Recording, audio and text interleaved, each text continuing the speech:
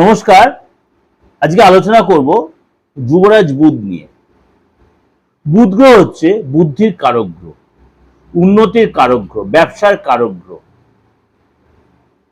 বুদ্ধিমত্তার কারক গ্রহ, বন্ধুত্বের কারক গ্রহ, রিলেশনের কারক গ্রহ, ম্যাচুরিটির কারক গ্রহ এই বুধ গ্রহ। বুধ গ্রহ যদি আপনার বার্থ চার্টে বা আপনার হাতের রেখা যদি বুধের সিচুয়েশন ভালো থাকে, আপনি কিন্তু আলাদা একটা ওয়েতে আপনি হাঁটবেন, আলাদা ডেভেলপ আপনার অল্প বয়সে আসবে। আপনার মধ্যে একটা ডিপ্লোম্যাটিক বুদ্ধি বা আপনি সব দিক দিয়ে আপনি এগিয়ে থাকবেন। বুধ অঙ্কশাস্ত্রটা দেখে, হিসাব শাস্ত্র দেখে, ব্যবসা দেখে, আইন বিষয়টা অনেকটাই দেখে বুধ। এই বুধ এই মুহূর্তে বসে আছে মেষ রাশিতে। এই বুধ এই মুহূর্তে বসে আছে মেষ রাশিতে। বুধ গমন করবে বৃষ রাশিতে। কবে গমন করবে? 15ই মে। 15ই মে শুক্রবার। 15ই মে শুক্রবার রাত 12টা 34 মিনিটে এই যুবরাজ বুধ তার বন্ধু রাশি বৃষ রাশিতে গমন করবে। কতদিন থাকবে? 29শে মে। খুব শর্ট টাইম, অর্থাৎ কম বেশি 14 দিন।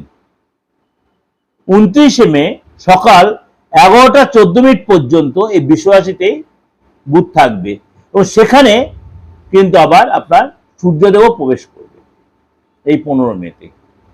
কেউ কেউ বলে এটা বুধায়িত্ব যোগ তৈরি হবে, কিন্তু বুধায়িত্ব যোগের প্রভাবটা কিন্তু খুব কম থাকবে, কারণ রবি এখানে অনেকটাই পাওয়ারটা কমে যাবে। রবি শুক্রের ঘরে যখন ট্রানজিট করবে, রবি যখন শুক্রের ঘরে, এটা নিচস্থ নয়, পাওয়ারটা কমে যায়। রবি নিচস্থ তুলা রাশিতে, রবি নিচস্থ তুলা রাশিতে, কিন্তু রবি আর বুধের এই কম্বিনেশনটা তৈরি হবে, থাকবে কতদিন? আপনার 29শে মে পর্যন্ত। তাহলে এই যে আপনার এই গোচর হলো, অর্থাৎ কিছু কিছু রাশির জন্য যথেষ্ট ভালো হবে, কারণ 12 রাশির ক্ষেত্রে তার প্রভাব বিস্তার করবে। কিছু রাশির জন্য একটু নেগেটিভ প্রভাব বিস্তার করতে পারে, কিছু রাশির জন্য পজিটিভ হবে। কিছু ব্যক্তি শরীর স্বাস্থ্য নিয়ে সচেতন থাকতে হবে, আর্থিক ব্যাপারে সচেতন থাকতে হবে, এবং এই সময় কিন্তু শত্রু ভয় আসতে পারে। বা কোনো কোনো রাশির জন্য কিন্তু একটু আপনার ভালো হতে পারে, কেননা কারো কারোর ক্ষেত্রে শুক্র বুধের সাথে কম্বিনেশনটা, শুক্রের বুধের জন্য কম্বিনেশনটা অনেক সময় ভালো প্রভাব দেয়। এবার বুধ আপনার কত ডিগ্রিতে রয়েছে, কোন নক্ষত্র রয়েছে, অস্ত হচ্ছে না উদয় হচ্ছে, এটা ব্যাপার। তারপরে সেই প্রোগ্রামটা পরের প্রোগ্রাম আলোচনা করবো, বুধ অস্ত থাকবে না উদয় থাকবে, আপনার সেটা আলোচনা কিছুটা করেছি, বাকিটা এই পরের প্রোগ্রামে করছি। তো আজকে বলবো বৃষ রাশিতে গমনের ক্ষেত্রে আপনার রাশির উপর কি প্রভাব বিস্তার করবে। বৃষ রাশিতে বুধের এই গমনের জন্য আপনার রাশিতে কি প্রভাব, চলুন একটু আলোচনা করে নি। বৃষ রাশি, বৃষ রাশি আপনার রাশিতেই যুবরাজ বুধের গোচর। এই সময় কিন্তু আমরা আত্মবিশ্বাস ভরপুর থাকবে। কেরিয়ারের ক্ষেত্রে আপনার নতুন কোনো সুযোগ আসবে, ডেভেলপ হবে, ভালো বন্ধু আসবে। দীর্ঘদিন ধরে কোনো কাজ আপনার আটকে ছিল, যারা আটকে রেখেছে তারাই হয়তো আপনাকে হেল্প করবে। নতুন কোনো ব্যবসা আরম্ভ করতেই পারেন।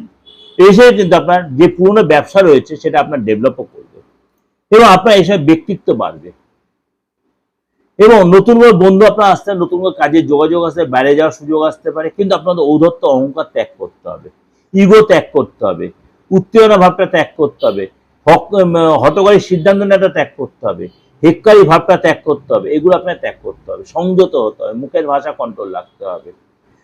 এই জিনিস যদি মেনটেন করতে হবে, অবশ্যই সামনের দিনটা আপনার জন্য কিন্তু এই যে আগামী 14 দিন আপনার জন্য যথেষ্ট ভালো। অর্থাৎ 15 মে থেকে যে বুধের এই গোচর আপনার জন্য যথেষ্ট ভালো হবে বৃষ রাশির লোকেদের।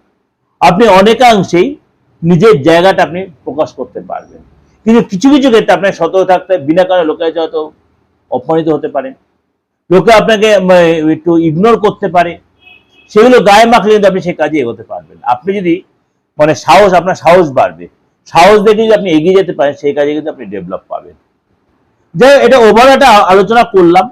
অবশ্যই আপনাদের ভালো লাগবে, ভালো হলে অবশ্যই লাইক করবেন, শেয়ার করবেন। আর যদি দেখছেন কোনো কনফিউশন হচ্ছে, খুব শর্ট টাইম, এটা দ্বিধাগ্রস্ত না হয়, অ্যাস্ট্রোলজি বিশ্বাস করেন, কারোর সাথে কনসাল্ট করুন, প্রপার ডায়াগনোসিস করুন, প্রপার রেমেডি নিন। আমি বারবার বলি, তন্ত্র দেরি হলেও কাজ হয়। একমাত্র মুমূর্ষ ব্যক্তি ছাড়া আর মৃতপ্রায় ব্যক্তি ছাড়া তন্ত্র এতটাই পাওয়ারফুল জিনিস যে প্রপার হতে তন্ত্র করা যায়। তাহলে বলবেন বুধটা এ করতে একটা পান্ডা পড়ে না, একদমই না। তাহলে হিতের বিপরীত হয়ে যাবে। দেখো আপনার অষ্টমে বুধ বসে আছে, আপনি পান্ডা পড়বেন? আপনার মানে জোডিয়াক সাইন অনুযায়ী আপনার যে অষ্টমে বুধ বসে থাকে, আপনি এই মুহূর্তে পান্ডা পড়ে আপনাকে উল্টে হিতে বিপরীত হয়ে যাবে।